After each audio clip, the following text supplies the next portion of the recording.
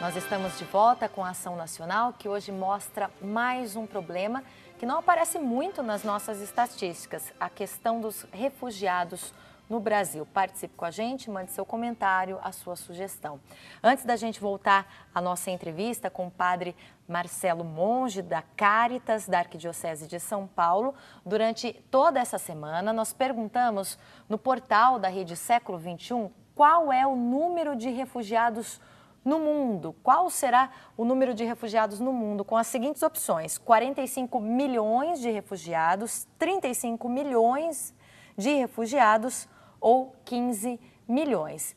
Para você que participou, nós vamos acompanhar a resposta, dessa pergunta. Tá aí a nossa resposta, são 45 milhões de refugiados em todo o mundo.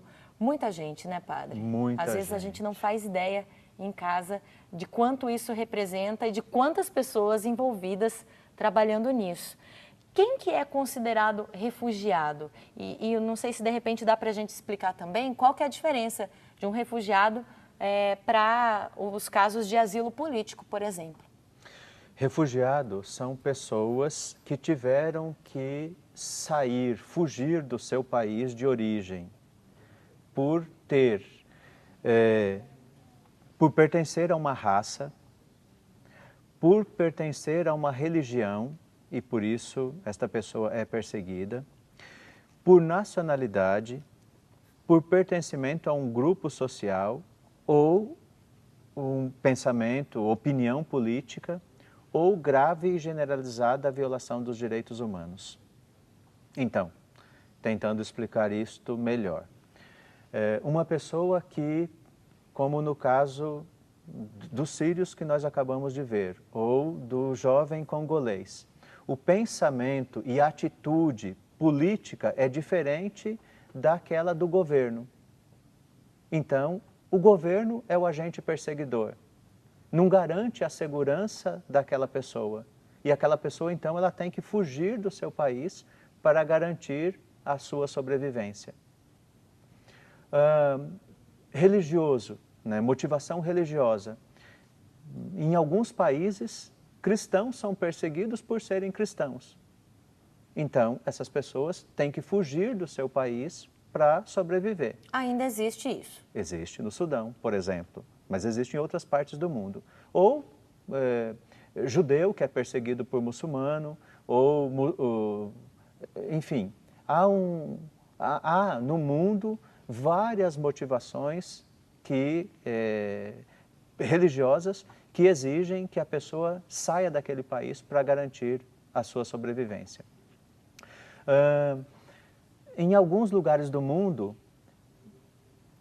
a nacionalidade é motivo de perseguição. Em alguns países do mundo, a orientação sexual é motivo de perseguição. Em vários países muçulmanos, ser homossexual é motivo de perseguição. A pessoa, então, vê-se ameaçada, perseguida, tem um fundado temor, então ela tem que sair do seu país. Ou grave e generalizada violação dos direitos humanos, como, por exemplo, é o caso mais visível, atual, é a Síria. A mídia, em qualquer lugar, qualquer veículo de comunicação, nós vemos que lá tem uma grave e generalizada violação dos direitos humanos. Então as pessoas saem do seu país, buscam outro país e lá, naquele país, buscam o refúgio, desde que esse país faça parte da Convenção de 1951, tenha aderido àquela Convenção de 1951. O Brasil é um desses países, um dos primeiros, se eu não me engano, a aderir à Convenção de 1951 e que depois também constituiu uma lei própria, que é a Lei 9474, do ano de 1997. Uma pessoa que recebe refúgio, padre, ela pode permanecer para sempre, por exemplo, aqui no Brasil, ou quando, de repente, o conflito termina no país, de repente acabou o conflito, por exemplo, na Síria, ela tem que voltar? Então, o Acnur, que é a agência da ONU delegada a essas questões, ela declara quando é que cessou aquele conflito e quando é que o país vive numa certa tranquilidade e as pessoas, então, poderiam, se quiser, voltar para lá. E aí, então, há a cessação de refúgio. Nós estamos agora com o caso de Angola, por exemplo. O conflito em Angola terminou há mais de 10 anos.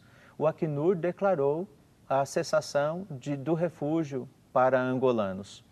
Então, essas pessoas, elas podem voltar para lá, mas elas não são obrigadas. Elas podem, continuar. Aqui no Brasil, elas podem pedir o visto permanente, pode, né, se constituir família ou não, ela pode permanecer aqui no Brasil.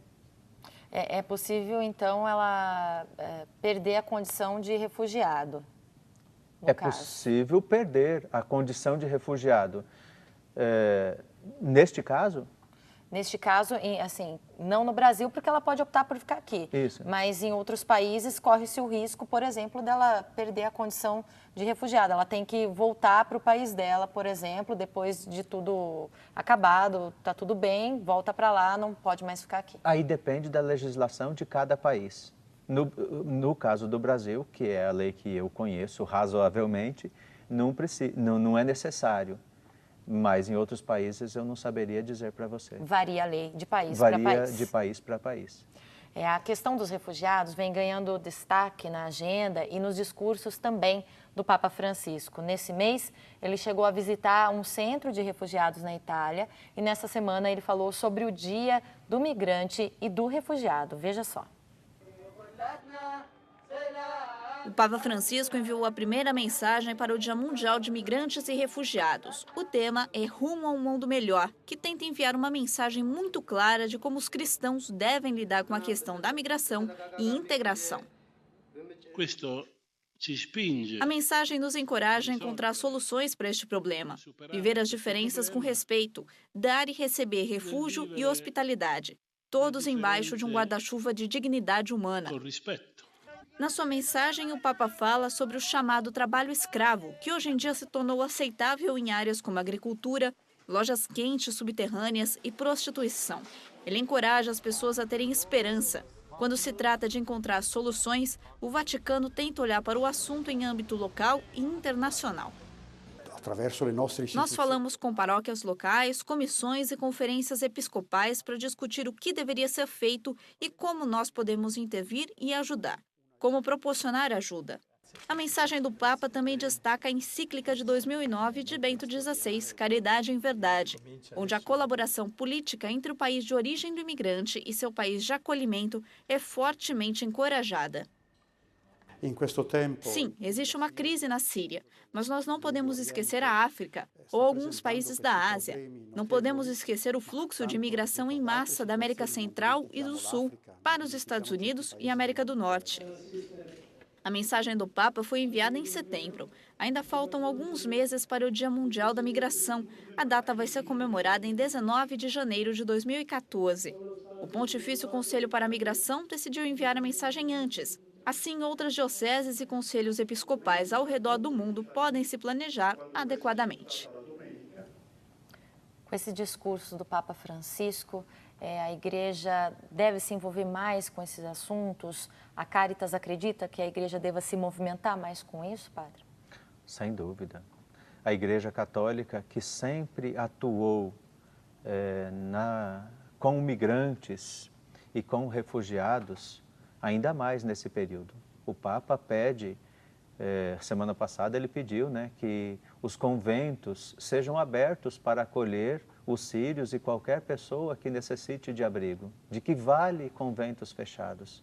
Essa foi a fala do Papa na semana passada. E por que nós fazemos isso? Fazemos isso porque o próprio Cristo foi um refugiado. Os seus pais tiveram que fugir, senão Jesus seria morto antes do tempo. Então, quando nós falamos de refúgio, nós devemos lembrar, né, que Jesus Cristo nos pediu para fazer isso, acolher o migrante, né, dar a ele o necessário, dar a ele o acolhimento. Então, façamos isto. A Caritas faz isso, a Igreja Católica faz isso, mas é preciso que muito mais pessoas façam isto.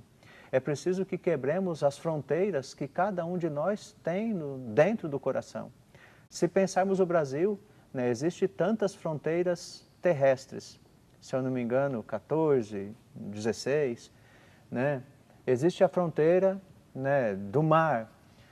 Mas e quantas fronteiras existem dentro de cada um de nós, que nos separam dos irmãos, que nos separam do outro?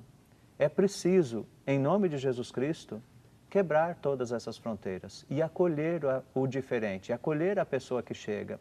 A migração, ela traz muita riqueza.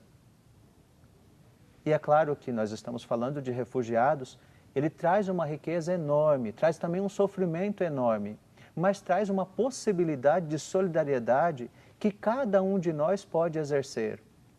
Se pensarmos desta maneira, nós podemos mudar muitas coisas dentro de nós. Inclusive uma religiosa do Congo conseguiu mudar um pouco essa realidade, vai até ser premiada aí em pouco tempo. Sim, a irmã Angelique, né, uma religiosa, uma freira congolesa, ela vai receber agora no dia 30 de setembro o prêmio Nansen, que é concedido, né, que é um prêmio dado pelo Alto Comissariado das Nações Unidas para Refugiados, o Acnur, uma vez por ano, a pessoas que se destacam em apoio, em acolhimento aos refugiados.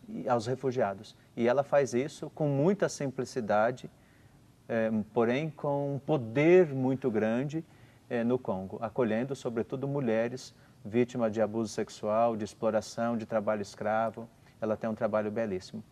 Então, nós precisamos exercer este poder que cada um de nós tem dentro de nós. Nós temos o poder, nós temos a possibilidade de sermos melhores. Não é exclusividade de ninguém. Não é exclusividade de ninguém. E quando eu vejo, né, que quando eu consigo ver que não é somente o outro que precisa, mas que eu posso, isso é muito mais gostoso. Eu posso ser melhor, eu posso ser mais caridoso, eu posso ser mais misericordioso, eu posso ser mais fraterno, eu posso ser mais solidário. Isso modifica o ser humano, né? Modifica eu, modifica o meu ser. Talvez mais até do que outra pessoa que esteja precisando de ajuda. E falando em solidariedade, no nosso último bloco, a história de uma menina de 11 anos em Valinhos que promove uma arrecadação de brinquedos para crianças refugiadas. Não saia daí, a gente volta daqui a pouquinho.